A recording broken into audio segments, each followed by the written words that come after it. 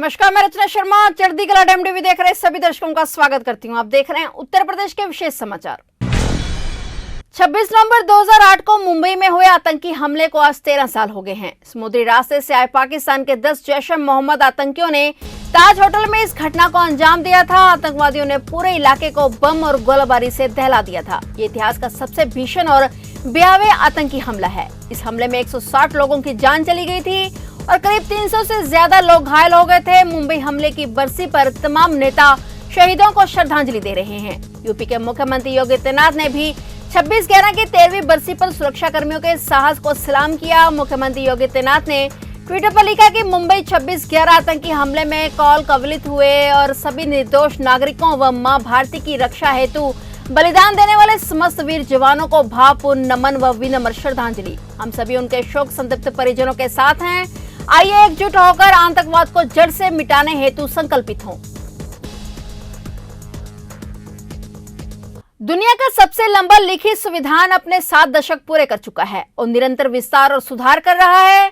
1947 में स्वाधीन होने के बाद राज्यों के एक संघ के तौर पर भारत ने अपना एक नया संविधान तैयार करना शुरू किया। संविधान सभा द्वारा भारतीय संविधान को 26 नवंबर 1949 को ग्रहण किया गया था और इस दिन को संविधान दिवस के तौर पर जाना जाता है। वहीं 26 जनवरी 1950 को भारत ने अपना संविधान लागू किया था और उस दिन को देश में गणतंत्र दिवस के तौर पर मनाया जाता है। 72 वर्ष पूर्व बनकर तैयार हुए इस संविधान के तहत भारत संसदीय प्रणाली की सरकार वाला एक स्वतंत्र प्रभुसत्ता संपन्न समाजवादी लोकतंत्रात्मक गणराज्य है, जहाँ की सरकार, सेना, प्रशासनिक और न्यायिक तंत्र भारत गणराज्य के संविधान के अनुसार शासित होते हैं और केंद्रीय कार्यपालिका के संवैधानिक प्रमुख राष्ट्रपति हैं। भारत के संविधान की धारा 79 के तहत केंद्रीय संसद की परिषद में राष्ट्रपति तथा 2 सदन हैं, जिन्हें राज्यों की परिषद यानी राज्यसभा और लोगों का सदन यानी लोकसभा के नाम से जाना जाता है। डॉक्टर भीमराव अंबेडकर भारत की संविधान निर्मात्री सभा के अध्यक्ष थे। उनके नेतृत्व में संविधान निर्मात्री सभा के सदस्यों ने विभिन्न देशों के संविधानों को पढ़ा और उनके प्रमुख प्रावधानों, नियमों और शेष शासन व्यवस्थाओं को अपने संविधान में शामिल किया। हालांकि भारतीय संविधान में आजादी के बाद से समय समय पर तत्कालीन परिस्थितियों और आवश्यकताओं के अनुसार कई बार संशोधन भी किए गए। 72 वर्ष पूर्व बनकर तैयार हुए इस संविधान का दिवस आज पूरा देश अपने अपने तरीके से मना रहा है। इस खास मौके पर उत्तर प्रदेश के मुख्यमंत्री योगी आदित्यनाथ ने सभी देशवासियों को संविधान दिवस की बधाई दी। सीएम योगी ने कहा कि भारत को एक संपूर्ण प्रभुत्व संपन्न, स्वतंत्र, निरपेक्ष, लोकतांत्रिक गणराज्य बनाने के लिए सर्वसमावेशी संविधान के स्वीकृति दिवस संविधान दिवस की आप सभी को बधाई। सीएम ने कहा कि आइए संविधान निर्मात्री सभा के सभी सदस्यों के प्रति कृतज्ञता ज्ञापित करते हुए हम सभी संविधान के पालन हेतु प्रतिबद्ध हों।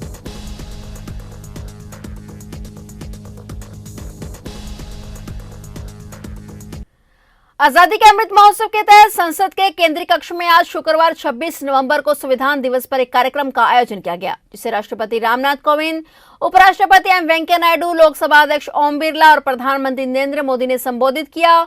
संसद भवन में समारोह 26 नवंबर को सुबह 11 बजे शुरू हुआ, जिसमें गणमान्य व्यक्तियों के अलावा केंद्रीय मंत्री, सांसद आदि उपस्थित रहे। वहीं उत्तर प्रदेश के मुख्यमंत्री योगी आदित्यनाथ भी कार्यक्रम में मौजूद रहे।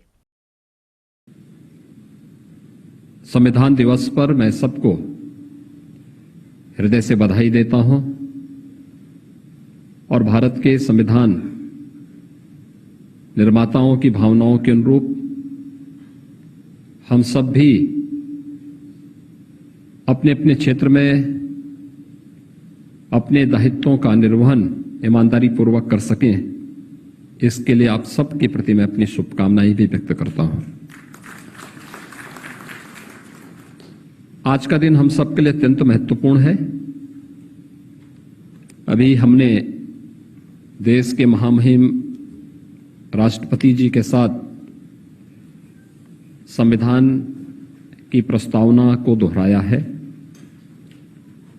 और इसके साथ ही महामहिम राष्ट्रपति जी का, महामहिम उपराष्ट्रपति जी का, माननीय प्रधानमंत्री जी के महत्वपूर्ण उद्बोधन को भी सुनने का एक अवसर हम सबको प्राप्त हुआ है।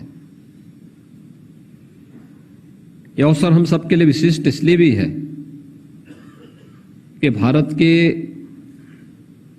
संविधान के ही कारण आज हम सबको एक समान मताधिकार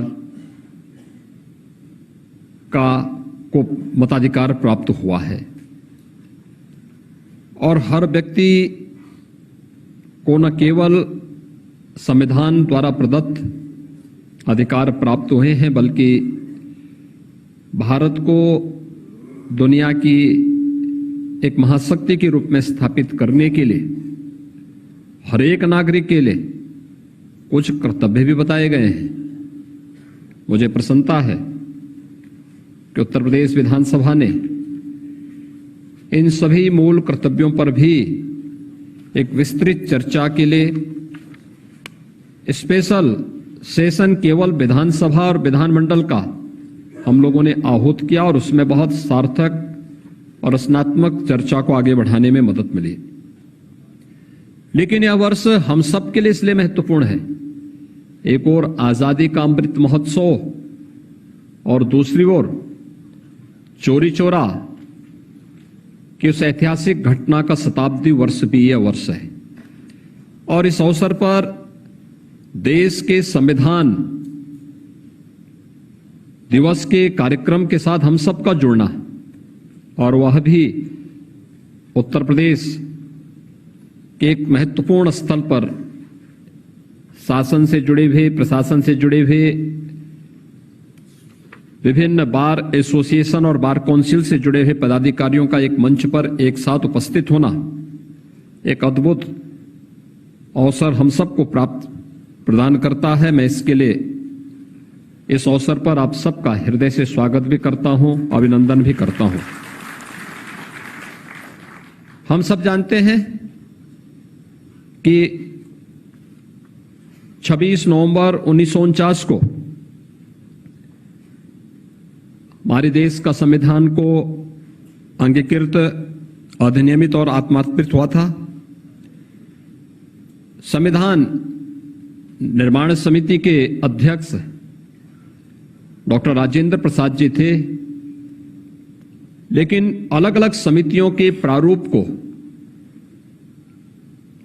एक रूप देना, एक शिल्पी के रूप में कौन इस दायित्व का निर्वहन करेगा, और यह दायित्व दिया गया था बाबा साहब डॉक्टर भीमराव अंबेडकर जी को, जिन्होंने इस कार्यक्रम को बखूबी निर्वहन करते हुए, अगर आप देखेंगे भारत के संविधान को, तो जो मूल प्रति है, जब भारत के संविधान, भारत के गणतंत्र के शताब्दी वर्ष था, उस वर्ष हमें संसद की ओर से उसकी मूल प्रति उपलब्ध कराई गई थी। और उस मूल प्रति को देख करके लगता था कि वास्तव में भारत के संविधान निर्माता कितने दूरदर्शी थे कि उन्होंने भारत की सभी भावनाओं को कहीं पर लिपि के माध्यम से और कहीं पर चित्रों के माध्यम से संविधान में उकेरने का पूरा प्रयास किया और उसमें सफल भी रहे।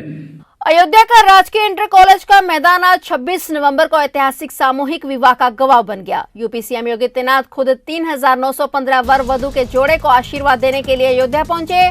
जनपद अयोध्या में उत्तर प्रदेश भवन एवं अन्य सनिर्माण कर्मकार कल्याण बोर्ड द्वारा आयोजित अयोध्या, अमेठी, सुल्तानपुर, बाराबंकी और अम्बेडकर नगर जनपद के सामूहिक विवाह समारोह में 3915 जोड़ों के विवाह कार्यक्रम में सम्मिलित होकर मुख्यमंत्री योगी आदित्यनाथ ने नवविवाहित जोड़ों को आशीर्वाद दिया। सीएम योगी ने जनसभा को भी संबोधित किया। कार्यक्रम में श्रम मंत्री स्वामी प्रसाद मौर्य, प्रभारी मंत्री नीलकंठ तिवारी, राज्य मंत्री मन्नू लालकौरी व स्थानीय जनप्रतिनिधि भी मौजूद रहे। कार्यक्रम स्थल पर सीएम के आगमन के लिए बनाए गए मंच को खास तरीके से सजाया गया। इससे पहले वाहनों की पार्किंग स्थल, भोजन पानी की व्यवस्था, मेडिकल कैंप, टेंट व वेदिका के निर्माण आदि की तैयारियों का जायजा भी अधिकारियों ने लिया। खास बात यह है कि इनमें 126 मुस्लिम जोड़ों के भी निकाह पढ़ाए गए। इसके अलावा सीएम ने रामलला के दर्शन और पूजन भी किया। साथ ही अयोध्या के डेवलपमेंट प्लान को लेकर अधिकारियों के साथ चर्चा भी की।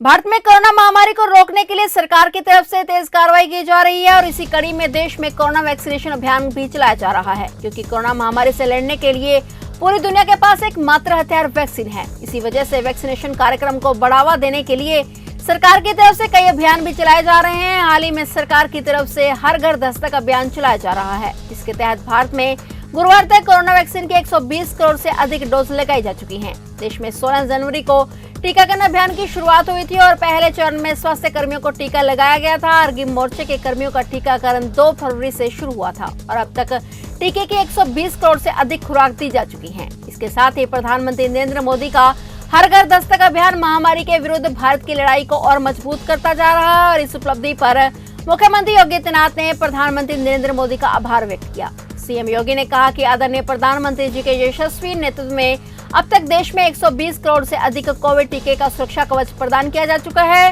अनुशासित नागरिकों के सहयोग व स्वास्थ्य कर्मियों के कठोर परिश्रम से 100% टीकाकरण का लक्ष्य शीघ्र ही पूरा होगा। इस मौके पर सीएम ने वैक्सीन से वंचित रह चुके लोगों से टीके जीत कर लगाने की अपील की। उत्तर प्रदेश के बाराबंकी जिले से एक ऑनर किलिंग का मामला सामने आया है। यहाँ अवैध संबंधों के चलते एक 15 वर्षीय नाबालिग लड़की को उसके चाचा और फूफा ने मिलकर निर्मम हत्या कर दी। जब पुलिस ने मामले की छानबीन कर घटना का खुलासा किया तो सभी के होश उड़ गए। पुलिस ने घटना का खुलासा करते हुए आरोपी चाचा को गिरफ्तार किया है। पुलिस ने बताया कि अवैध संबंधों के चलते चाचा और फूफा ने नाबालिग लड़की को गला दबाकर मौत के घाट उतारा था। उन्होंने बताया कि मामले में चाचा व प्रेमी को गिरफ्तार कर लिया गया है, जबकि फूफा की तलाश जारी है। जनपद बाराबंकी के संदरा थाना क्षेत्र के रहने वाले अनिल कुमार ने एक तहरीर दी, जिसमें उन्होंने बताया कि उनकी बहन की गला दबाकर किसी ने हत्या कर दी है। उक्त सूचना पे उचित धाराओं में अभियोग पंजीकृत कर लिया गया। इसके बाद शव को पीएम के लिए भेजा गया। पीएम रिपोर्ट में मृत्यु का कारण गला दबाने से होना बताया गया। इसके बाद मौके पे घटनास्थल पे सर्विलांस डॉग स्क्वाड और स्थानीय पुलिस गई, विवेचना प्रारंभ हुई। फिर इलेक्ट्रॉनिक सर्विलांस की मदद से और मैनुअल इंटेलिजेंस से इस घटना का अनावरण किया गया, जिसमें ये तथ्य निकल के आया कि गांव के बगल में रहने वाला एक लड़का जो सैलून की दुकान चलाता था, उससे मृतका के अनैतिक संबंध थे और ये रात में ये लड़का आया हुआ था और कुछ आहट पाके उसकी माँ जाग गई। उन्होंने मौके पे देख लिया आपत्तिजनक हालत में, उन्होंने शोर मचाया, जिस पर मृतका के चाचा और एक अन्य रिश्तेदार मौके पे आ गए और अभियुक्त को उन्होंने दौड़ाया और वो भाग गया और इसी आवेश में आके उन्होंने गला दबा के उसकी हत्या कर दी। क्या इसके पीछे क्या वजह क्या रही, इस मर्डर के पीछे क्या मोटिव क्या निकला? अब मोटिव ये था कि ये इस स्थिति में उन्होंने देखा और वो लोक लाज के वजह से उन्होंने उसकी हत्या कर दी। ऑनर किलिंग जैसा? हाँ, ऑनर किलिंग ही है।